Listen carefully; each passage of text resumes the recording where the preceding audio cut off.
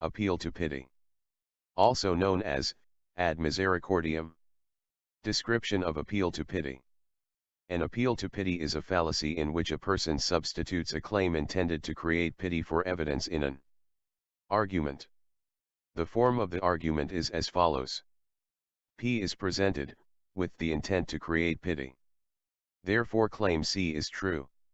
This line of reasoning is fallacious because pity does not serve as evidence for a claim.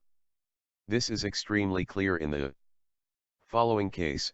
You must accept that 1 plus 1 equals 46, after all I'm dying. While you may pity me because I am dying, it would hardly make my claim true. This fallacy differs from the appeal to the consequences of a belief, ACB. In the ACB fallacy, a person is using the effects of a belief as a substitute for evidence. In the appeal to pity, it is the feelings of pity or sympathy that are substituted for evidence. It must be noted that there are cases in which claims that actually serve as evidence also evoke a feeling of pity. In such cases, the feeling of pity is still not evidence. The following is an example of a case in which a claim evokes pity and also serves as legitimate evidence. Professor, you missed the midterm, Bill. Bill, I know. I think you should let me take the makeup. Professor, why? Bill, I was hit by a truck on the way to the midterm. Since I had to go to the emergency room with a broken leg, I think I am entitled to a makeup. Professor, I'm sorry about the leg, Bill. Of course you can make it up. The above example does not involve a fallacy. While the professor does feel sorry for Bill, she is justified in accepting Bill's claim that he deserves a makeup. After all, getting run over by a truck would be a legitimate excuse for missing a test. Examples of appeal to pity. Jill, he'd be a terrible coach for the team.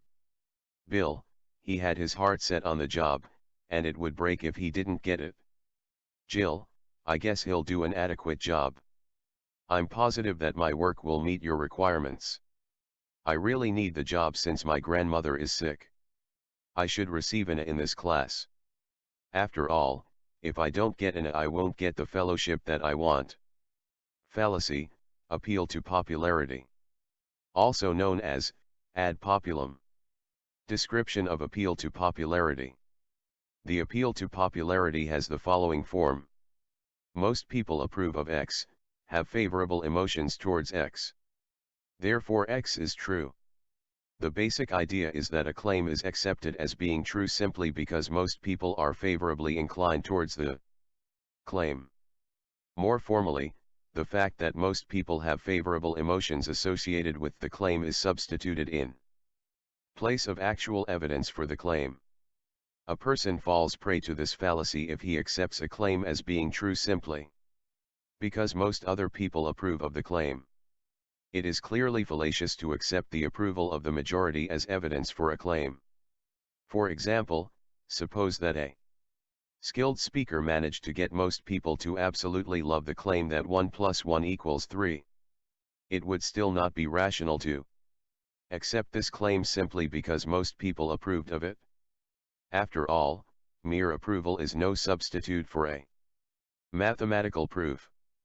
At one time people approved of claims such as the world is flat, humans cannot survive at speeds greater than 25 miles per hour, the sun revolves around the earth, but all these claims turned out to be false. This sort of reasoning is quite common and can be quite an effective persuasive device. Since most humans tend to conform with the views of the majority, convincing a person that the majority approves of a claim is often an effective way to get him to accept it. Advertisers often use this tactic when they attempt to sell products by claiming that everyone uses and loves their products. In such cases they hope that people will accept the purported approval of others as a good reason to buy the product. This fallacy is vaguely similar to such fallacies as appeal to belief and appeal to common practice. However, in the Case of an ad populum. The appeal is to the fact that most people approve of a claim. In the case of an appeal to belief, the appeal is to the fact that most people believe a claim. In the case of an appeal to common practice, the appeal is to the fact that many people take the action in question. This fallacy is closely related to the appeal to emotion fallacy, as discussed in the entry for that fallacy. Examples of appeal to popularity. My fellow Americans, there has been some talk that the government is overstepping its bounds by allowing police to enter people's homes without the warrants traditionally required by the Constitution. However, these are dangerous times, and dangerous times require appropriate actions. I have in my office thousands of letters from people who let me know, in no uncertain terms, that they heartily endorse the war against crime in these United States. Because of this overwhelming approval, it is evident that the police are doing the right thing. I read the other day that most people really like the new gun control laws. I was sort of suspicious of them, but I guess if most people like them, then they must be okay. Jill and Jane have some concerns that the rules their sorority has set are racist in character. Since Jill is a decent person, she brings her concerns up in the next meeting. The president of the sorority assures her that there is nothing wrong with the rules, since the majority of the sisters like them. Jane accepts this ruling, but Jill decides to leave the sorority. Fallacy, appeal to ridicule. Also known as appeal to mockery, the horse laugh. Description of appeal to ridicule. The appeal to ridicule is a fallacy in which ridicule or mockery is substituted for evidence in an argument. This line of reasoning has the following form. X, which is some form of ridicule, is presented, typically directed at the claim. Therefore claim C is false. This sort of reasoning is fallacious because mocking a claim does not show that it is false. This is especially clear in the following example: 1 + 1 = 2. That's the most ridiculous thing I have ever heard.